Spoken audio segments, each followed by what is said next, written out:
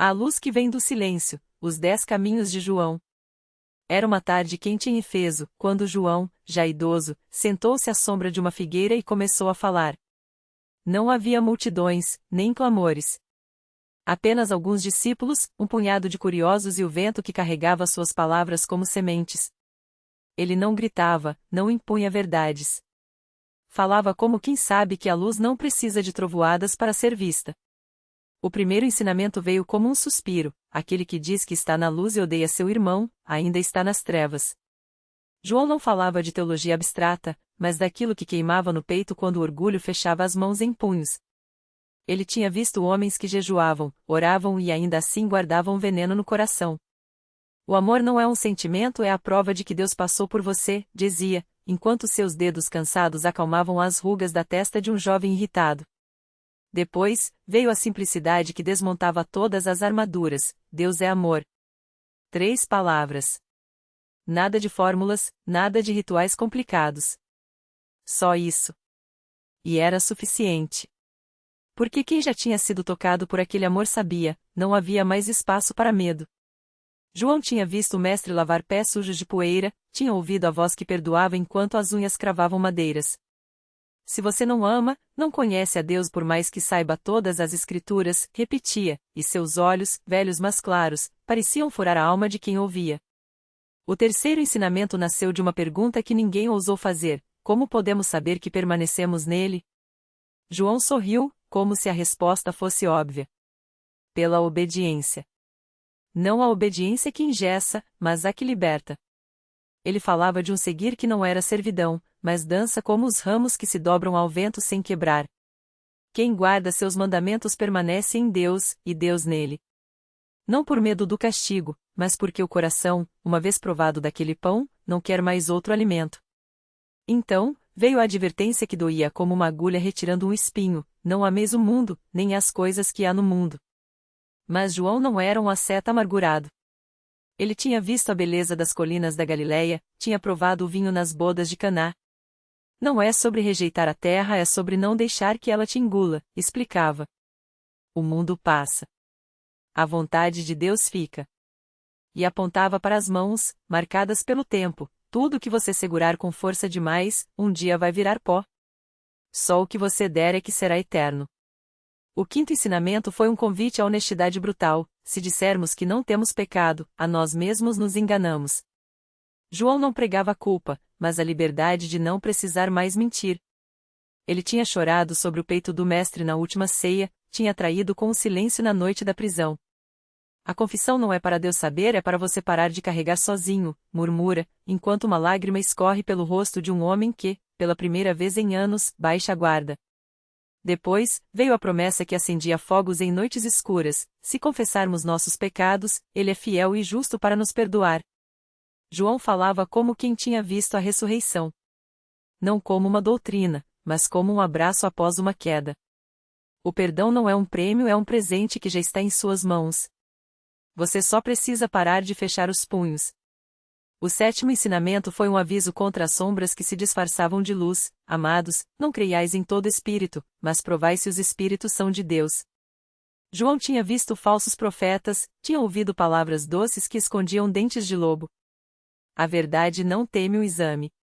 A mentira, sim, dizia, enquanto seus dedos contavam as cicatrizes de batalhas que não eram físicas. O Espírito de Deus não divide, une. Não acusa, liberta. Então, veio a revelação que fazia tremer os joelhos: todo aquele que é nascido de Deus não pratica o pecado, porque a semente de Deus permanece nele. Não era sobre perfeição, mas sobre uma mudança tão profunda que o desejo pelo mal morria de inanição. João tinha visto homens e mulheres transformados notáveis não por suas obras, mas por sua paz. Não é que eles não possam errar, é que não querem mais. Porque provaram algo melhor. O nono ensinamento foi um chamado à coragem: nisto conhecemos o que é o amor: Jesus Cristo deu a sua vida por nós, e devemos dar a vida pelos nossos irmãos. João não falava de morte física, mas da morte do egoísmo, do medo, da indiferença. O amor verdadeiro sempre custa algo. Se não dói um pouco, é porque ainda não começou, dizia, enquanto ajudava um estranho a carregar sua carga. Mas a dor passa. A glória de ter amado, não. Por fim, o 10º e último ensinamento foi um segredo sussurrado como uma bênção: amados, amemo-nos uns aos outros, porque o amor vem de Deus. Não era um conselho. Era uma ordem que carregava em si mesma a força para ser cumprida. João tinha visto o amor ressuscitar mortos, tinha sentido o fogo do Pentecostes queimar sem consumir. Quando você ama, não está fazendo um favor a ninguém. Está deixando Deus ser Deus em você. E assim, quando o sol se pôs e as sombras se estenderam, João se levantou, apoiado em um bastão gasto. Não havia mais palavras. Só o silêncio, e a certeza de que aquelas verdades simples, cortantes, vivas fariam seu trabalho. Porque a luz não precisa de anúncios. Ela simplesmente brilha. E quem tem olhos para ver, segue. Os passos de João se perderam na poeira do caminho, mas suas palavras ficaram, como sementes jogadas ao vento. Não demorou para que os primeiros brotos surgissem onde menos se esperava. Em Éfeso, uma mulher chamada Drúcila, viúva e esquecida, acendeu uma lâmpada todas as noites junto à janela. Não por superstição, mas porque, certa manhã, ao ouvir o velho apóstolo falar do amor que não se apaga, lembrou-se do marido morto e entendeu que a ausência não era o fim, mas um modo diferente de presença. Começou a tecer mantos para os órfãos da cidade, e suas mãos, antes trêmulas de solidão, ganharam uma firmeza estranha. Os vizinhos murmuravam que ela tinha envelhecido de repente, mas seus olhos brilhavam como os de uma menina. Enquanto isso, nas docas de Patmos, um jovem pescador chamado Elias abandonou as redes após encontrar, entre os rochedos, um pergaminho rasgado com as palavras: "Quem não ama, não conheceu a Deus." Não sabia ler direito, mas as letras pareciam queimar seus dedos. Naquela noite, em vez de amaldiçoar o mar por mais um dia sem peixes, ele dividiu seu último pão com um estrangeiro doente, um homem de pele escura e olhos febris. O estrangeiro, que falava uma língua desconhecida, sorriu e tocou sua testa. No dia seguinte, as redes de Elias voltaram cheias não de peixes, mas de homens e mulheres que, como ele, tinham fome de algo mais. Mas nem tudo era paz.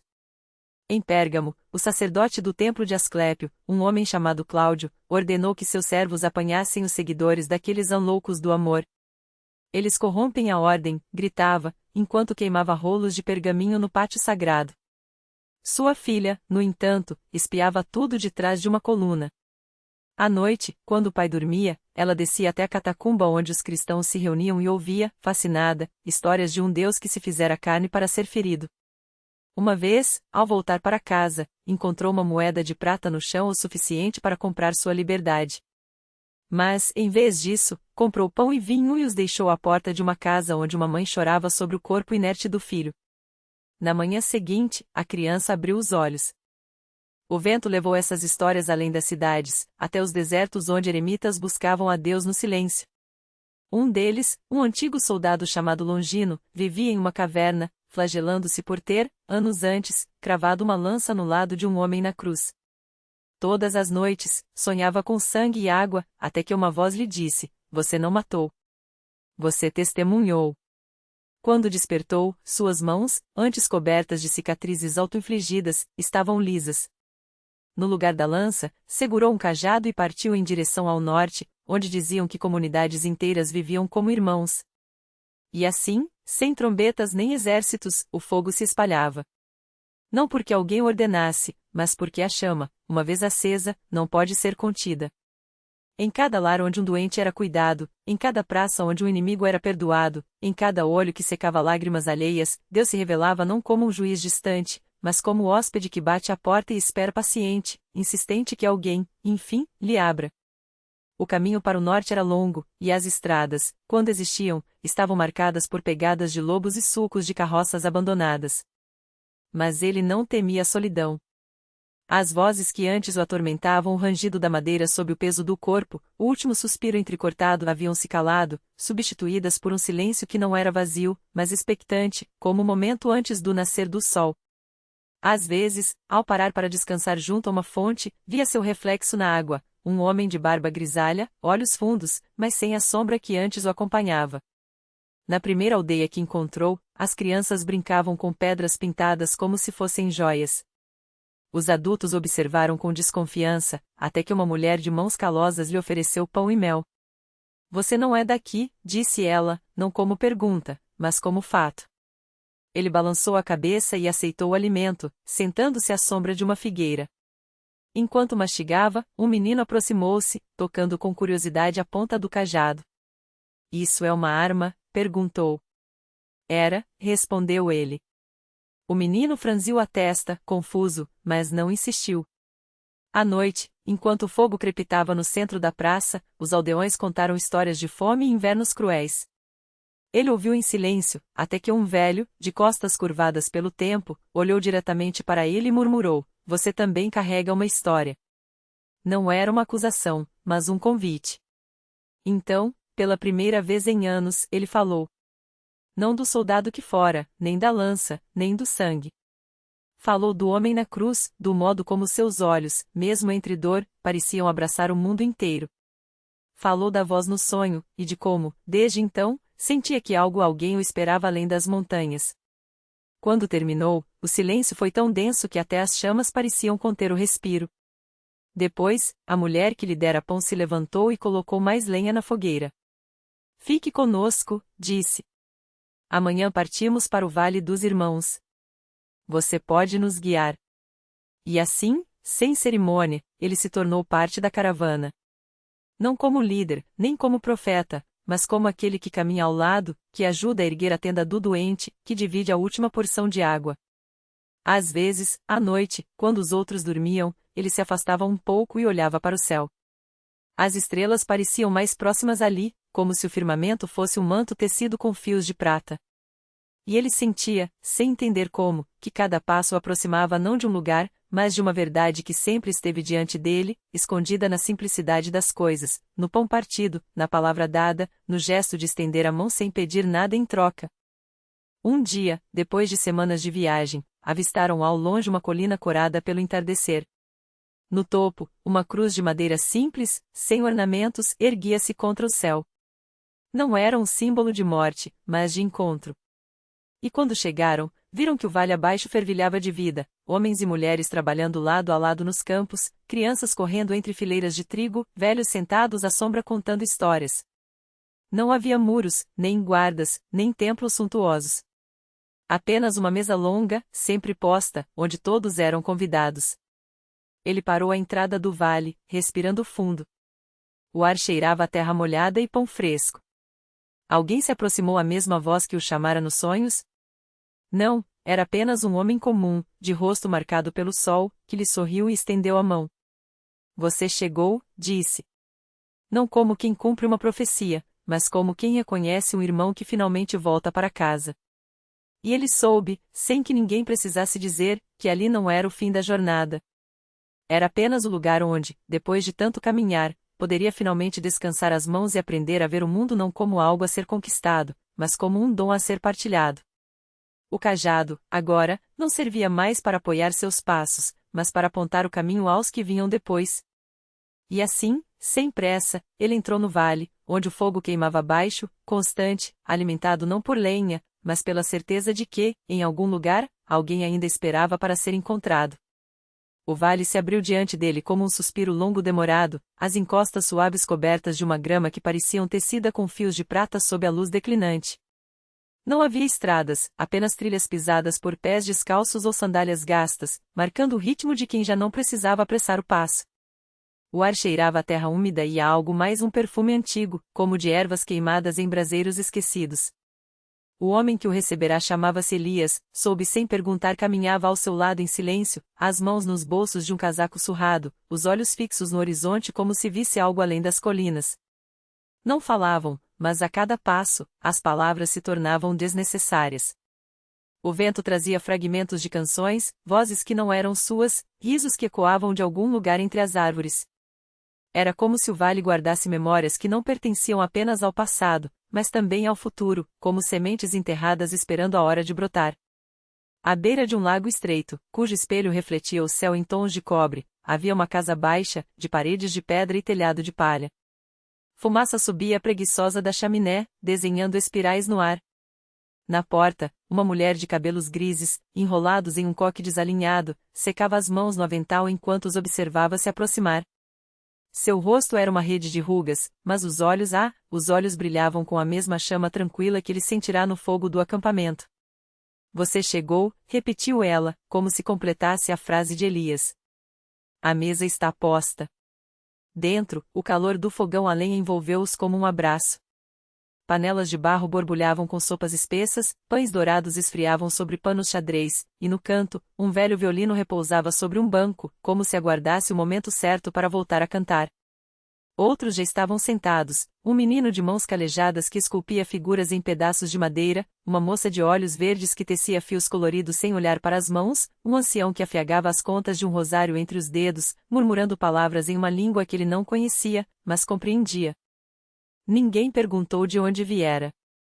Ninguém exigiu que contasse sua história. Aqui, as histórias eram como as pedras do rio lisas pelo tempo, conhecidas pelo tato, não pelas palavras. Ele sentou-se no lugar vazio que, soube, sempre esteve à sua espera. A colher de pau que lhe foi entregue pesava mais do que parecia, não pelo material, mas pelo que carregava, o peso de todas as refeições compartilhadas antes dela, de todas as mãos que a seguraram antes das suas. O pão é pouco, mas o fome é grande, disse a mulher, servindo-lhe tigelas fumegantes. Mas a fome não é só do corpo. E ele entendeu. Ali, a comida era apenas o começo. O verdadeiro banquete eram as histórias que se desdobravam entre uma garfada e outra, os silêncios que falavam mais que gritos, as lágrimas que caíam sem vergonha e eram enxugadas com a mesma naturalidade com que se limpava o suor da testa. O menino lhe ofereceu uma de suas esculturas, um pássaro com asas entrelaçadas, como se estivesse prestes a voar, mas escolhesse ficar. A moça atou em seu pulso um fio vermelho, tão fino que quase não se via, mas que ardia contra a pele como uma promessa. Quando a noite caiu de vez, saíram para a clareira onde o fogo central queimava, agora alimentado por lenha seca que estalava em canções. Elias lhe passou um odre de vinho escuro, amargo como a casca de carvalho, doce como a primeira chuva depois da seca. Amanhã você verá, disse Elias, apontando para as montanhas ao longe, onde as estrelas pareciam ter descido para dançar entre os picos. Lá, eles ainda esperam. Ele não perguntou quem. Não importava. Sabia que, quando chegasse a hora, reconheceria os que precisavam ser encontrados assim como fora reconhecido. O cajado, agora apoiado contra seu ombro, parecia mais leve. Não porque o fardo tivesse desaparecido, mas porque finalmente entenderá que não precisava carregá-lo sozinho. E quando a primeira estrela cadente riscou o céu, todos ergueram os rostos, sorrindo. Não era um presságio. Era apenas o céu lembrando-lhes que, em algum lugar, alguém olhava para cima no mesmo instante, sentindo a mesma coisa, que não estavam perdidos, apenas a caminho. A manhã seguinte chegou envolta em uma névoa fina, como se a terra respirasse devagar depois de tanto tempo em suspenso. Elias acordou antes dos outros, o corpo ainda pesado do sono, mas a mente já despertada por algo que não era som nem luz, apenas uma certeza. Lá fora, os pássaros começavam a se mover entre os galhos secos, e o cheiro de terra úmida subia do chão, misturado ao aroma do pão que Maria assava na fogueira. Ele se levantou sem pressa, enrolou o cobertor que lhe servirá de colchão e guardou-o na bolsa de couro desgastado. O cajado, agora com uma fenda nova na madeira como uma cicatriz, estava encostado na parede de pedra da cabana. Elias o pegou e passou os dedos pela rachadura, sentindo a rugosidade sob a pele. Não era um defeito. Era uma marca, como as que carregava nas mãos, como as que todos ali carregavam. Do lado de fora, o grupo já se preparava. João ajustava as correias da mochila, enquanto Clara enrolava um lenço na cabeça da menina, que observava tudo com olhos grandes demais para o rosto magro. Ninguém falou muito. As palavras, naquela hora, pareciam desnecessárias, como se o silêncio fosse parte do acordo que haviam feito na noite anterior, quando a estrela cadente riscou o céu. Elias caminhou até a beira do acampamento, onde a terra começava a descer em direção ao vale. Lá embaixo, entre as árvores esparsas, via-se o brilho prateado de um rio que ainda não tinham nomeado. Não era largo, mas corria firme, como se soubesse para onde ia. Ele fechou os olhos por um instante e sentiu o vento vindo das montanhas, trazendo um frio que não era de inverno, mas de altura, de lugares onde o ar era rarefeito e as coisas se viam com mais clareza. Vamos, disse, por fim, virando-se para os outros. Eles seguiram em fila, sem ordem prévia, como se o próprio caminho ditasse quem ia à frente e quem ficava atrás. João liderava, com seu passo longo e seguro, enquanto Clara e a menina vinham no meio, e Maria fechava o grupo, carregando um embrulho de pano que cheirava a ervas secas. Elias andava ao lado deles, mas não exatamente com eles. Seu lugar não era à frente nem atrás, mas onde fosse preciso, às vezes adiante, para afastar um galho caído do caminho, às vezes atrás, para segurar o braço de quem tropeçava. O sol subiu, e com ele veio o calor que fazia a névoa se dissipar como um suspiro. As montanhas, antes veladas, agora se revelavam em camadas de azul e cinza, os picos cortando o céu como lâminas antigas. Elias olhava para elas de vez em quando, não com urgência, mas com a paciência de quem sabe que algumas coisas só se mostram quando estão prontas. Por volta do meio-dia, pararam para descansar à sombra de um grupo de rochas que pareciam ter sido empilhadas por mãos esquecidas. João distribuiu pedaços de pão e queijo, enquanto Maria servia água de um odre de pele. A menina, sentada no chão, desenhava figuras na poeira com um graveto, e Clara observava, sorrindo quando a criança erguia o rosto, sujo de terra, para mostrar-lhe uma árvore torta que havia rabiscado. Ela tem jeito para isso, comentou Maria, passando a mão pelos cabelos grisalhos da menina. Como a mãe? Clara não respondeu. Apenas assentiu, e por um instante seus olhos se turvaram, como se a lembrança daquela mulher cujo nome ninguém pronunciava tivesse passado entre eles como uma brisa repentina. Elias notou, mas não disse nada. Algumas dores não precisavam de palavras para serem conhecidas. Foi então que ouviram o som. Não era um ruído alto, mas suficiente para fazer João se levantar de repente, a mão no cabo da faca que carregava na cintura. Os outros também perceberam, um rangido metálico, como o de algo sendo arrastado sobre pedra. Vinha das rochas acima deles, onde a sombra era mais densa. Elias se pôs de pé devagar, o cajado firme entre as mãos. Não era medo que sentia, mas uma espécie de reconhecimento, como se aquele som fizesse parte de uma música que ele já conhecia, embora nunca a tivesse ouvido antes. Fiquem aqui, murmurou, mais para si mesmo do que para os outros. Subiu a encosta com passos medidos, os pés encontrando apoio nas fendas das pedras. O ar ficava mais frio à medida que ganhava altura, e o som se tornava mais claro, não era apenas metal, mas também vozes. Vozes baixas, em uma língua que ele não entendia, mas que, de algum modo, lhe era familiar. Quando chegou ao topo, viu. Havia 3 deles. 2 homens e uma mulher, agachados junto a um pequeno fogo que mal queimava. Vestiam roupas feitas de peles costuradas, e seus rostos eram marcados por tatuagens escuras que serpenteavam desde as têmporas até o pescoço. Ao lado deles, um objeto de metal, talvez um tripé, ou parte de uma arma antiga, estava apoiado contra uma pedra, e era ele que rangia quando o vento balançava. Elias não se moveu. Esperou. Foi a mulher quem o viu primeiro. Levantou a cabeça lentamente, como se soubesse que ele estava ali antes mesmo de erguer os olhos. Seus olhos eram claros, quase sem cor, como o gelo derretendo. Por um longo momento, ficaram se olhando, e então ela sorriu. Não era um sorriso de boas-vindas, nem de ameaça. Era o sorriso de quem, depois de muito tempo, encontra algo que havia perdido sem saber. Você veio, disse ela, em uma língua que Elias entendeu sem precisar traduzir. E ele soube, então, que não estavam mais a caminho. Haviam chegado.